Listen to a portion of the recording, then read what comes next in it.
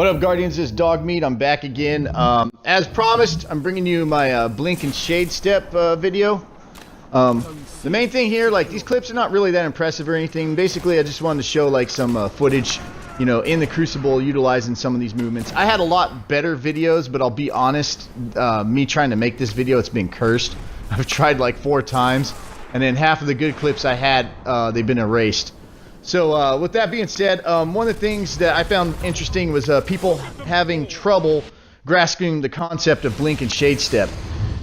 And my main observation, and the reason why I think it is because most first-person shooters and everything, they are pretty linear, which means, like, you know, there's back and forth movement, there's left to right and everything, and that's pretty much it. What makes Destiny so dynamic from any other, you know, first-person shooter game is, well, pretty much everything. I mean, you think about it, the class of characters, the armor, the weapons, the type of movements and everything like that. So it's not going to be your conventional first-person shooter. And when you're talking about movements like Blink and Shadestep, they're not going to be your conventional movements. I mean, as most people already know. I think a lot of people have trouble grasping it because of that. And when you start thinking about in terms of Blink and Shadestep, you have to think like more three-dimensionally rather than two-dimensional. And what I mean by that is I talked about the conventional first-person shooter. That's pretty much two-dimensional, you know, back and forth, left and right. With Blink and Shadestep, when I'm talking like three-dimensional, I'm talking like in terms, if you think of like a square and a cube, like how they differ.